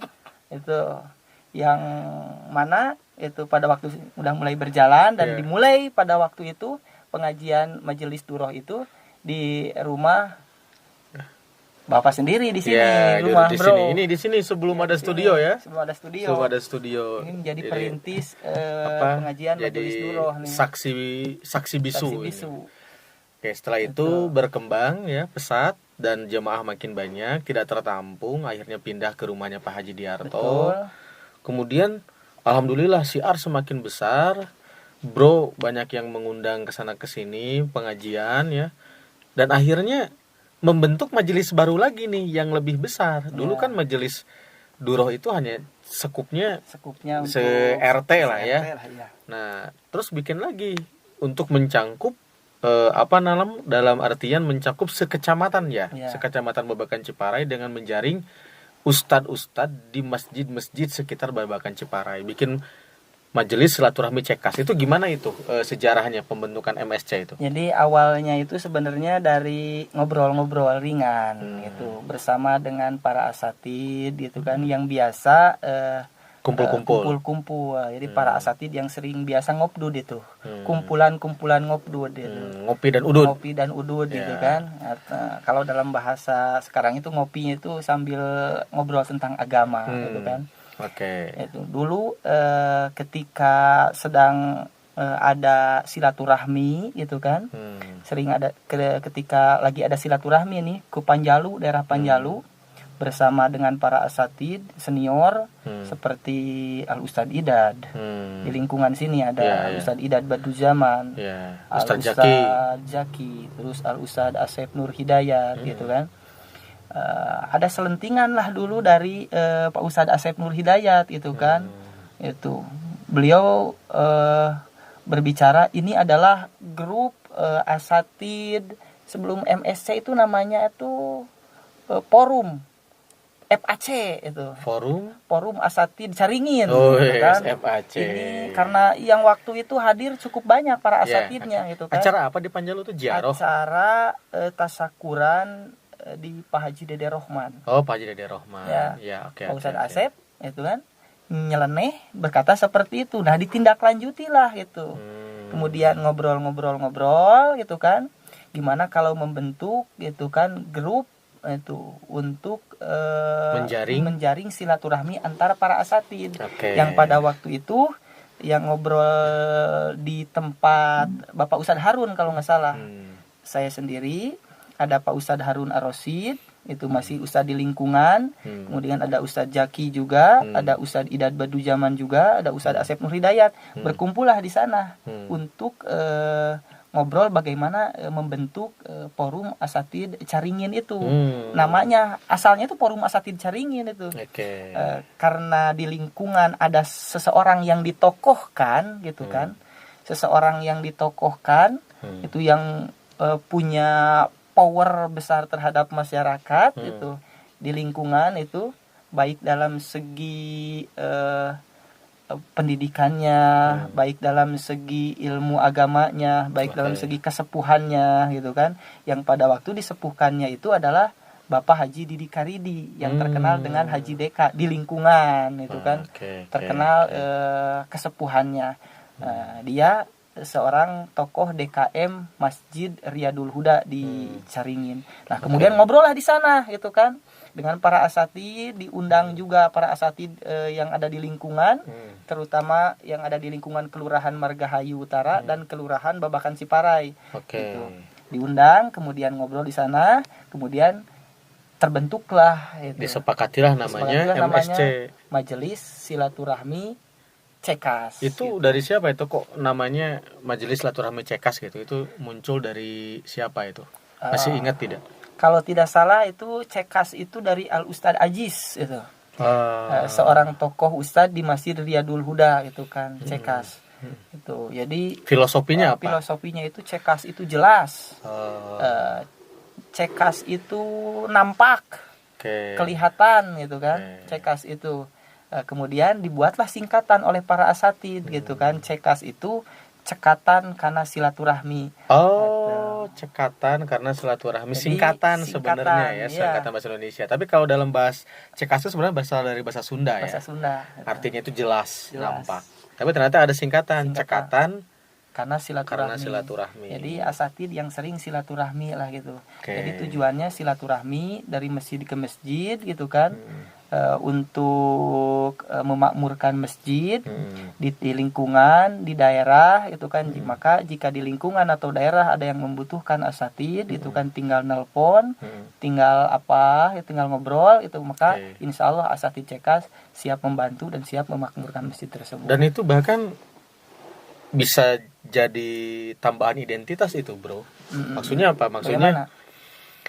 nanti setiap asatid itu di belakang namanya ada MSC. Oh, itu. MSC ini seperti Jadi, gelar ya. itu. Kalau S2 kan Magister Sains ya, Ya. MSC itu ya. Aris Sestiana MSC. Ya gitu, Aris Restiana SUD MSC. Betul. MSC itu apa? Majelis Silaturahmi Cekas. Betul. Nanti Ustadz Idad Badruzaman MSC.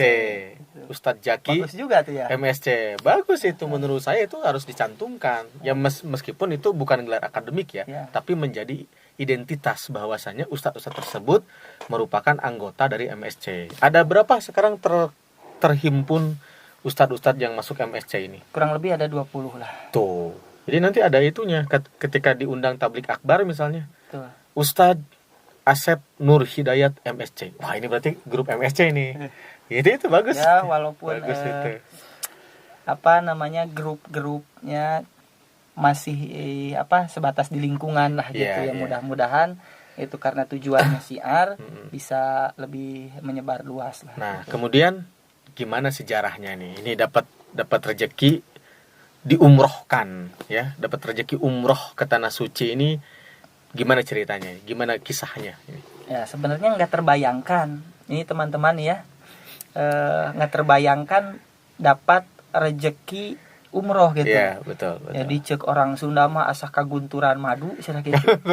Asa kaurugan Kalau minyak bahasa putih Indonesia gitu. mah seperti mendapat durian runtuh. Gitu. Betul. Bahagia yang tak terhingga gitu. Memang di hati sudah ada keinginan gitu, Yeah. ada keinginan mendalam gitu. Pengen umroh. Dalam hati udah ada keinginan mendalam pengen umroh. Mulainya itu ketika ada dorongan doa. Gitu. Ada dorongan doa. Jadi memang seseorang itu harus punya harapan tuh di sana gitu, karena betul. di dalam harapan nanti Allah akan mengabulkan. Tidak akan mungkin itu Allah mengabulkan kalau tidak ada harapan dan doa. Tidak ada cita-cita Tidak ada dari cita-cita gitu. Kalau ada cita-cita dari kitanya pasti gitu ada kan, jalan. Pasti ada jalan. Oke. Nah, itu awal mulanya seperti ini nih.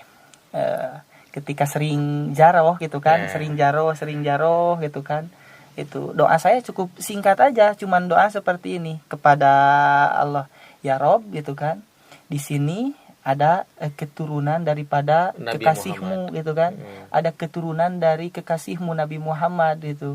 Itu maka gitu pertemukanlah aku dengan kekasihmu yang merupakan daripada eyangnya gitu kan, yang merupakan daripada kakeknya, keturunannya di sini gitu. Cukup doanya seperti itu gitu kan. Yang alhamdulillah itu bisa dipertemukan. Cuman gitu, ini keajaiban doa itu ya. Keajaiban doa yang mungkin orang tidak tahu gitu kan. Sebelum saya jaroh ke tanah suci itu, saya dipertemukan dulu dengan cucu-cucunya Wali Songo itu. Oke, ziarah Wali Songo gitu kan. Pada waktu mau ziarah Wali Songo, ini keajaiban yang luar biasa juga nih. Itu keajaiban luar biasanya ketika beres sholat zuhur gitu kan, saya tawasul, saya salami gitu kan, 9 wali gitu kan yang menjadi Wali Songo. Assalamualaikum ya Sunan Gresik. Itu waktu sholat di mana itu? Sholat zuhur itu? Itu sholat zuhur di rumah pada waktu itu kebetulan. Sebelum sesudah ziarah. Sudah ziarah Wali Songo. Saya terlambat pada waktu itu, terlambat ke masjid gitu kan. Maka saya sholat di rumah pada waktu itu. Beres sholat di rumah, saya tawasul gitu kan. Saya salami para wali yang 9 gitu kan, dari mulai Sunan Gresik sampai Sunan Gunung Jati. Wali 9 saya salami, baru beres saya salami, Assalamualaikum ya Sunan Gresik, Syekh Maulana Malik Ibrahim, Assalamualaikum ya Sunan Bonang, Syekh Madum Ibrahim, Assalamualaikum ya Sunan Ampel, Raden Ahmad rahmatullah itu kan. Beres sampai yang 9 gitu, baru beres yang 9, belum sampai saya ke hadiah ke para leluhur gitu kan. Baru sampai ke sunan-sunan, ada telepon. Ada telepon dari Haji Ucu pada waktu itu. Haji Ucu yang merupakan salah satu donatur di lingkungan Masjid kan. Nurul Huda ya. Masjid Nurul Huda, termasuk DKM Masjid Nurul Huda juga. Saya angkat jangan ya. Ini saya lagi tawasul belum beres gitu kan. Tapi angkat dulu lah. Takut penting gitu kan. Betul. Saya angkat gitu kan. Penting. Ketika diangkat bilang Assalamualaikum. Waalaikumsalam. Ada apa Pak Haji? Ustadz mau ikut nggak? Ikut kemana? Ini mau ikut ziarah Wali Songo. Pak Haji berapa infaknya? Pokoknya Ustadz nggak usah mikirin biaya. Ikut aja pokoknya. Infak atau biaya. Yang penting kalau Ustadz siap, ayo kita berangkat itu kan. Padahal saya waktu itu baru apa? Baru beres selesai tawasul. Menyalami Wali Songo, langsung dikontakkan. Saya langsung mau dipertemukan dengan makam-makamnya gitu kan, secara langsung. Itu kalau bayar normal berapa itu? Kalau bayar sekitar 800.000. Kita gratis pada saat itu. Full pada waktu itu. Siap. Belum biaya makannya gitu kan. Belum biaya ojeknya, belum biaya dan sebagainya. Ya kan kalau ke Sunan Muria naik ojek. Ya. Naik ojek, ada yang pakai beca gitu kan, ada yang pakai angkot juga gitu kan. Tiap-tiap daerah tempat ziarah beda-beda gitu kan. Ya, karena apa, bis tidak bisa masuk langsung ke tempat ziarah. Terus lanjut gitu. Setelah itu gitu kan, saya berdoa. Doa saya di tempat ziarah cuma seperti itu saja. Pertemukan saya ya Allah dengan kakeknya daripada wali itu yang ada di sini. Ini kakeknya gitu kan. Itu adalah Rasulullah. Rasulullah Shallallahu Alaihi Wasallam. Nah, alhamdulillah berselang waktu dari sana itu. Entah berapa bulan mungkin, karena keinginan saya kuat tuh, ingin umroh itu kan. Itu kemudian saya minta doa kepada ingat saya karena pada waktu lebaran itu kan, saya nggak sempat pulang itu kan pada waktu lebaran karena apa, terhalang oleh terhalang oleh kesibukan juga itu. Jadi pas waktu lebaran tidak pulang, saya cuman minta doa juga kepada mertua itu kan. Kepada mertua, "Mah, saya pengen umroh, doain ya," gitu, gitu kan. Itu belum ada gambaran mau berangkat. Mau berangkat. Belum. Tapi sudah minta didoakan. Minta doa gitu kan, itu kan. Didoain sama orang tua juga gitu kan. Terus kemudian tidak berselang lama dari sana, saya beli ini Pagung dari Shopee online. Beli Bahan apa? Beli teko air jam-jam. Oh, teko air jam-jam, tahu yang kecil itu ya. Enggak tahu kenapa saya kepikiran ke sana. Pokoknya saya pengen beli teko itu buat air minum gitu kan. Ya, meskipun bukan air jam-jam isinya ya. Bukan air jam-jam. Yeah. Kata istri pas datang, "Beli apa ini, Pak?" Beli teko air jam-jam nih. "Buat apa cina beli teko kayak gini gitu? Mana cina air jam-jamnya?" Kata istri seperti itu. Ini ada air aqua. Ya nanti diisi lah dengan air jam-jamnya mah nanti. Sekarangnya mah tekonya aja dulu, saya pikir seperti itu. Nah, alhamdulillah ternyata itu jadi doa gitu. Jadi doa. Maka berselang dari beli teko itu kalau nggak salah hanya beberapa bulan lah gitu. Ya waktu itu juga sempat ngobrol kan sama saya, juga sempat ngobrol kan waktu itu kan. Sempat ngobrol, belum ada gambaran umroh waktu itu tuh. Belum ada gambaran umroh. Sempat ngobrolin umroh waktu itu kan. Tahu-tahu dari jarak ngobrol itu enggak lama ya? Enggak lama. Langsung Allah ijabah ya waktu itu. Enggak lama. Pada waktu itu langsung ada seorang Agnia itu kan. Seorang Agnia kesepuhan juga datang ke rumah pagi-pagi aja juga dia datang ke rumahnya. Pak DKM ya? Pak DKM Riyadul Huda. Pak DKM Riyadul Huda yang bernama Pak Didi Karidi itu. Ya kesepuhan para asatid juga. Beliau seorang Agnia juga. Langsung datang ke rumah pagi-pagi itu langsung, "Ustaz, ya ada apa Pak Haji ini datang ke sini pagi-pagi nih, seharusnya nih saya yang anak muda gitu yang mendatangi kesepuhan karena saya merasa nggak enak gitu kan. Seolah-olah orang tua datang ke rumah gitu kan. Seharusnya saya yang anak muda lebih berhak mendatangi beliau gitu kan, ke sana gitu. Enggak, cenah ini cuma pengen main aja cenah gitu. Itu ngobrol, Ustadz besok bikin paspor ya cenah gitu kata beliau. Maksudnya apa nih Pak Haji, jangan bercanda nih, bikin paspor mau kemana gitu. Bukannya kita mau punya cita-cita cenah ingin pergi umroh ya ke sana cenah. Ya siapa yang nggak mau pergi umroh Pak Haji, cuman Pak Haji mah bercanda terus nih. Karena karakter dia memang humoris seperti humoris itu. Orangnya. Terus kita pun ngomong seperti itu kan dengan alasan belum ada biayanya juga. Betul, kan gitu. Belum ada biayanya juga, jadi biayanya dari mana? Pokoknya Ustadz kata Pak Haji besok langsung bikin paspor gitu.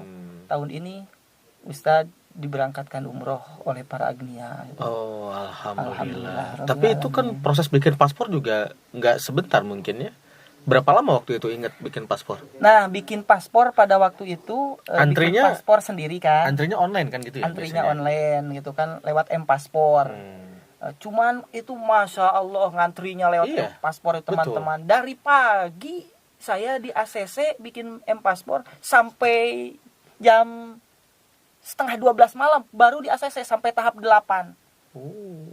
Itu baru di ACC. Itu kemudian pas mau di ACC, udah di ACC beres gitu kan, harus transfer sebanyak 300.000 gitu kan. Itu saya transfer, pas beres transfer besoknya mau bukan besoknya, pas udah transfer kan itu ada penjadwalan tuh. Kalau nggak salah penjadwalannya itu saya ngambil jadwal yang di Jalan Suci Bandung selama 2 minggu. Karena kalau di Mikomol di sini di Bandung lebih lama lagi 1 bulan. Saya ngambil yang di Jalan Suci yang 2 minggu. Alhamdulillah Allah memberikan kemudahan lagi. Ada seorang agnia lagi yang alhamdulillah pada waktu itu beliau juga mau berangkat umroh sama gitu kan, mau buat paspor juga. Kata beliau, udah Ustaz bikin paspornya bersama saya udah daftar ini. Ya udahlah itu mah uang buat sedekah aja 300.000 mah gitu kan, supaya cepat bikin paspornya bersama saya. Nah alhamdulillah bikin paspor lah lagi dengan agnia tersebut. Dipermudah lagi. Oke, gitu. Luar biasa. Setelah itu berangkatlah kita kan. Bro kan langsung berangkat ya ke Tanah Suci. Betul. Waktu itu. Dan bagaimana itu pengalaman pertama naik pesawat dan langsung jauh? Pengalaman naik pesawat teman-teman nih ya. Ketika pertama naik pesawat tuh kan saya berada berapa jam sih di 10 jam. 10 jam ya? 10 jam. Saya kan berada di pinggir itu kan, pinggir sayap. Iya. Pertama-tama ketika di pinggir pesawat itu kan seolah-olah itu pesawat tuh sayapnya itu terbuka. Terbuka. Saya lihat ini pesawat ini sayapnya kayak ngaplek gini gitu. Padahal memang seperti itu. Jadi tugasnya gitu kan. Mau Mau take off ataupun mau landing. Mau landing terbuka lagi gitu kan. Kirain saya itu rusak ini pesawat yang ditunggangi itu kan. Takut juga yang dikendarai itu. Ini mau bahaya nih. Saya tidak berhenti itu selama 10 jam itu kan perjalanan. Saya tidak berhenti membaca sholawat terus gitu. Itu dari jam berapa? Berangkat jam berapa? Pas take off jam berapa? Landing jam berapa itu? Masih ingat nggak waktu itu? Kalau nggak salah itu berangkat jam 2 siang. Berangkat jam 2 siang. Sampai di sana kurang lebih antara jam 9 jam 10 malam lah. Itu sholat kita gimana tuh? Zuhur, asar, maghrib, isya di pesawat itu bagaimana? Mungkin nanti ada teman-teman yang ketika dia umroh atau perjalanan jauh melaksanakan sholatnya seperti apa gitu. Nah nanti si pilot itu memberikan kabar nih gitu. Sudah waktu sholat. Sudah waktu sholat gitu kan, si pilot itu memberikan kabar. Nah pada jamaah kemudian yang emang itu di pesawat semua jamaah umroh semua itu? Yang di pesawat? Iya. Apa campur sama yang lain? Kok bisa ngasih tahu kan, mungkin ada yang agama non muslim atau bagaimana? Kurang tahu tuh ya. Cuma yang pasti bukan jamaah umroh semua gitu. Cuman si pilot memberitahukan. Pesawatnya pesawat Arab Saudi kalau nggak salah Oman Air. Oh iya, jadi Oman pesawat Air. Negara muslim lah ya. Jadi memberitahukan jadwal sholat. Nah, sholat gitu kan. Nah, sholatnya kemudian cara sholatnya dengan cara bertayamum. Oke, bertayamum. Itu kan tayamumnya juga gitu kan menggunakan debu-debu yang Ada di pesawat. karena Di jendela ya, atau di di jendela kursi ya. atau di kursi itu kan. Dan kita duduk berarti. Kita dalam kondisi duduk seperti itu. Oke. Berarti tidak ada di jama, di kosor nggak ada. Tidak ada. Berarti normal ya. Cuman pakai Karena tayamum. darurat akhirnya ada rukhsah Ya. bisa sambil duduk. Betul seperti itu. Oke, berarti tidak ada problem sebenarnya, tidak ada masalah ya. Tidak ada Kita masalah. sholat tetap bisa sholat ya, seperti itu. Ya mungkin kan kepikiran orang, ini gimana ini sholatnya nih? Iya. Ya kan dalam Islam kan ada kekeringanan tadi, ada jama ya, ada kosor, Iya. kemudian ada rukhsah bisa sambil duduk, sambil berbaring, kan Betul. gitu kan. Bahkan kalau nggak bisa sambil pakai isyarat juga bisa kan, kayak Betul. gitu.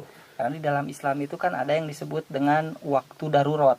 Nah, itu kan ada yang disebut dengan waktu fadilah, Iya. itu kan ada yang disebut dengan waktu waktu karohah, atau yang disebut dengan waktu hurma. Nah, itu termasuk dengan waktu darurat.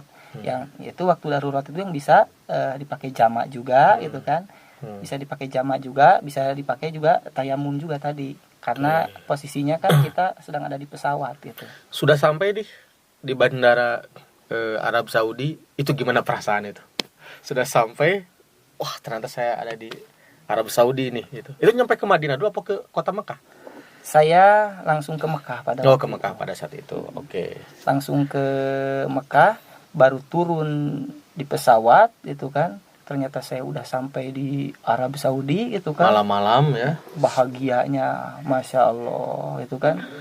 Tiada Terkira ya. tiada terkira lah, tiada hingganya itu kan.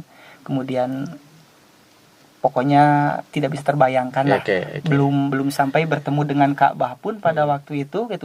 Saya hampir mau meneteskan air mata gitu kan. Karena saking bahagianya, saking terharu. bahagianya gitu udah berada di Arab Saudi gitu. Itu kan malam tuh. Langsung ke penginapan, ke hotel. Langsung ke hotel. Itu berapa jam tuh dari bandara ke hotel itu? Dari bandara ke hotel itu kurang lebih antara 1 jaman lah gitu. Oh, lumayan berarti ya. Lumayan. Langsung istirahat tidur.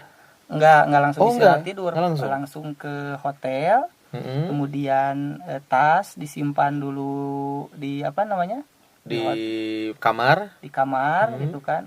Kemudian langsung umroh gitu kan. Oh, langsung melaksanakan Langsung umroh karena pada waktu itu ihram langsung di pesawat. Oh iya, oke. Langsung ihram di Ihram di pesawat.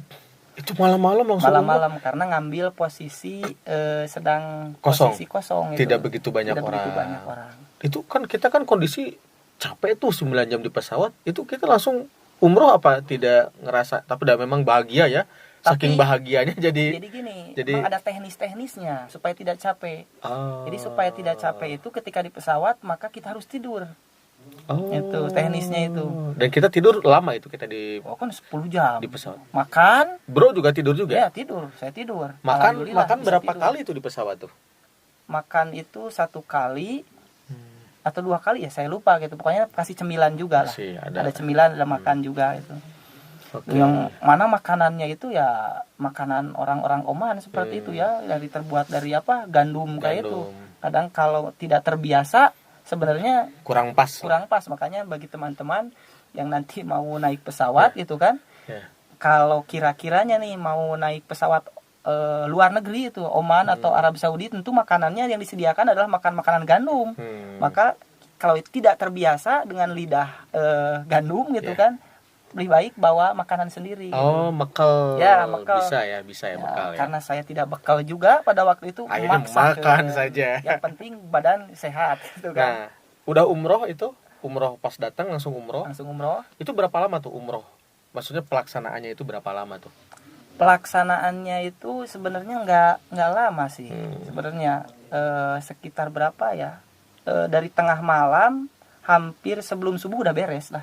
Oke, itu pelaksanaan kita umroh Ya, pada saat itu. Pada saat itu. 4 jam ada berarti ya? Ya, ada lah 4 jam lah. 4 jam. Setelah itu kita berarti belum balik ke hotel dong, nunggu subuh Ya, berarti. sampai subuh gitu kan. Pokoknya balik hotel itu pasti langsung jam makan Pagi. Makan pagi jam 7. Oke, beres. Langsung ke hotel, makan pagi. Setelah itu baru istirahat Betul. sampai zuhur. Sampai zuhur. Zuhur kita ke Masjidil Haram lagi. Masjidil Haram lagi. Pokoknya kita bagaimana caranya memperbanyak ke Masjidil Haram lah. Untuk beribadah lah. Oke, dah kan kita niat Tujuannya umroh untuk ya, ibadah, ibadah. bukan Dharma wisata ini ya. Betul. Bukan Seperti rekreasi. Nah, di Mekah berapa hari pada saat itu? 4 hari. Di Mekah 4 hari itu kan. Kemudian di Madinah 4 hari, 9 hari sama perpulangan lah. Oke, itu di Mekah kita ke tempat mana saja selain Masjidil Haram? Selama 4 hari itu kita. Pada waktu itu ketika di Mekah memang karena waktunya singkat juga. Kemudian turnya juga cuma 1 hari gitu. Jadi tidak begitu banyak yang dikunjungi gitu. Tidak begitu banyak yang dikunjungi. Di antaranya seperti di Mekah ke makam Ma'la pun nggak sampai ke makamnya gitu kan. Cuman lihat di bis aja gitu kan. Cuman yang turun itu di Uhud itu kan. Sempat ziarah juga itu langsung ke makam Uhud. Kemudian di Arafah gitu kan. Sempat turun juga di Arafah, cuma waktu di Arafah tidak bisa masuk ke Jabal Rohmah pada waktu itu karena sedang ada perbaikan. Jadi jamaah bisa lihat di luar benteng gitu. Ya, hanya beberapa lah gitu. Setelah itu langsung ke Madinah. Di Madinah langsung ke makam Rasul. Di Madinah langsung ke makam Rasul. Ke Masjid Nabawi berarti Masjid Nabawi. Oke, terus tempat mana aja dikunjungi di Madinah itu selama 4 hari itu selain Masjid Nabawi dan makam Rasul? Tempat apa saja yang dikunjungi? Nah, di Madinah itu nggak ada tur. Nggak ada tur, jadi bebas. Jadi bebas. Jadi kebanyakan mungkin sholat berjamaah aja di Masjid Nabawi berarti. Ya, betul. Selepas itu ya kita bisa keliling-keliling. Ya, paling keliling-keliling lah. Seperti pada waktu itu saya ziarah juga ke makam Baqi gitu kan di Madinah. Pinggir Madinah. Ketika di makam Baqi pun sama, tidak bisa naik ke atas itu. Pada waktu itu sedang ada apa gitu.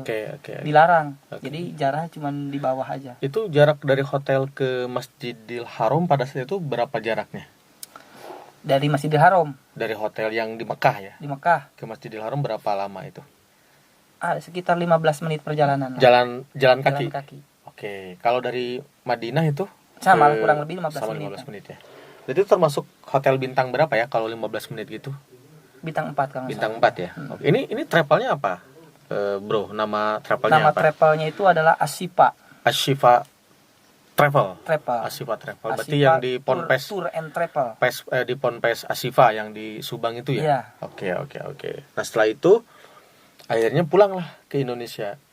Berarti katanya transit kemana waktu itu? Nah, pada waktu itu pas waktu perpulangan, ya alhamdulillah ada bonus juga nih dari Ashifa Tour and Travel. Jadi jamaah itu sambil menunggu transit. Menunggu transit menunggu itu jadwal. Kan, menunggu jadwal dari mulai kalau nggak salah pagi sampai siang itu ya.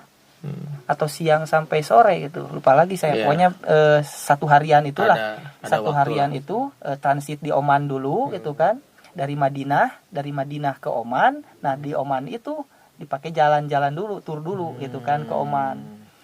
Itu. Kita mengunjungi apa tuh di Oman itu? Apa yang dikunjungi? Yang dikunjungi itu masjid-masjid gitu kan. Masjid-masjid di Oman, peninggalan wisata religi lah ya. Kerajaan Oman itu kan.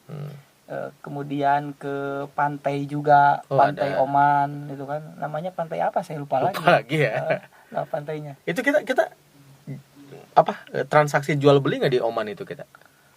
Enggak sempat. Karena kan pasti mata uangnya beda tuh antara Arab Saudi dengan Oman, pasti kan beda ya. Beda. Berarti kita tidak ada transaksi ya di situ ya. Kita kalau di Arab Saudi kan ada transaksi, kita pastikan ya. Betul. Kalau di Oman nggak ada, aja cuma transit, jalan-jalan, mengikuti arus dari Ashifa. Kemudian pas naik pesawat dan ke Indonesia lagi balik. Iya, seperti itu. Oke, berarti ini luar biasa ya. Maksudnya kira-kira amalan apa nih yang menurut Bro ini yang kira-kira saya itu amalannya selain tadi sering ziarah ya, mendawamkan ziarah, amalan apa nih sampai bisa mendapatkan umroh gratis itu? Amalan apa yang dijalankan selama ini? Selain dari mendawamkan umroh dan mendawamkan ziarah sama tawasul tadi. Amalan apa ya? Saya tidak ada amalan yang khusus gitu. Cuma ada keinginan saja di dalam hati gitu yang kuat bahwa saya ingin umroh. Karena saya punya pendapat, punya prinsip gitu kan, yang berlandaskan dalil daripada hadis Nabi. Nabi pernah berkata gitu kan, anta ma'aman ahbabta, bahwa engkau akan bersama dengan orang yang kau cintai gitu kan. Dan engkau pasti akan dipertemukan dengan orang yang kau cintai. Jikalau di hati kita ada kecintaan kepada sesuatu, keinginan kepada sesuatu di hati, maka Allah akan mewujudkannya, Allah akan mempertemukannya gitu.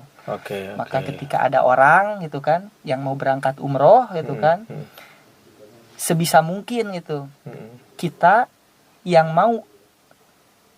ingin berangkat umroh, sumbangkan sebisa kita, sesuai dengan kemampuan kita. Jikalau kita itu mampu menyumbangkan tenaga, bantu tenaga dengan tenaga. Kalau kita punya pikiran, materi, maka sumbangkan dengan materi itu. Maka ketika ada yang umroh, datangi itu kan, kemudian doakan, merasa gembira dengan keberangkatan beliau, dan berdoa di dalam hati itu, ya Allah itu, mudahkan saya juga untuk menziarahi kekasihmu itu. Oke. Itu amalan yang ya intinya kita harus punya harapan ya, agar bisa berangkat ke tanah suci. Berarti ada dong harapan ingin naik haji ya, ingin ada ibadah haji yang 40 hari itu. Betul, terutama itu. Tapi sudah bro udah daftar belum untuk ibadah haji itu? Kalau daftar langsung kepada Allah sudah. Kalau daftar kepada Allah sudah. Tapi kalau daftar secara administrasi negara belum ya? Belum gitu. Baik, sekarang kan ada kenaikan ya. Sampai 90 juta katanya, tapi kan ada diskon dari Kementerian Agama jadi hanya 50 jutaan ya. Iya. Tapi itu termasuk murah loh kalau dibanding dengan negara-negara lain sebenarnya di Indonesia itu. Baik, bro, mungkin ini obrolan sudah luar biasa nih ya, sudah membahas tentang perjalanan hidup, kemudian juga kisah tentang umroh tadi. Mungkin yang terakhir ada pesan-pesan atau apa yang ingin disampaikan kepada teman-teman, mau quote atau kata mutiara atau apa, silakan statement terakhir lah dalam video podcast ini. Jadi apa ya yang mau disampaikan? Jadi teruslah berjuang buat teman-teman, buat agama, karena ketika kita berjuang buat agama, maka insya Allah akan membantu langkah kaki kita. Ketika kita membantu agama Allah, maka yakin kehidupan kita akan dibantu oleh Allah Subhanahu wa Ta'ala. Amin. Oke, luar biasa. Terima kasih bro ya atas waktunya. Sama-sama. Kita kembali mudah-mudahan bisa sharing-sharing lagi di lain kesempatan dengan tema yang berbeda. Ini kayaknya kita harus bikin obrolan ya tentang permasalahan agama nih. Kedepannya kita harus ada nih. Mudah-mudahan teman-teman doakan ya, kita bisa memulai nanti mungkin pertemuan selanjutnya untuk membahas tentang problematika yang terjadi di masyarakat. Ini kan kadang-kadang masyarakat bingung, ini hukumnya apa. Ya mudah-mudahan nanti bisa kita ada obrolan itu ya bro ya. Insya Allah. Baik teman-teman, mungkin ini akhir dari ngobrol penuh inspirasi LPNU Jawa Barat. Terima kasih kepada para sponsor, Taruna Beton, jaket Cool and Calm, jaket keren, Harmonis Komputer, Nu Mineral, dan Lot of Coffee. Kita akan kembali di podcast selanjutnya. Sekian, wallahul muwaffiq ila aqwamit thoriq. Wassalamualaikum warahmatullahi wabarakatuh.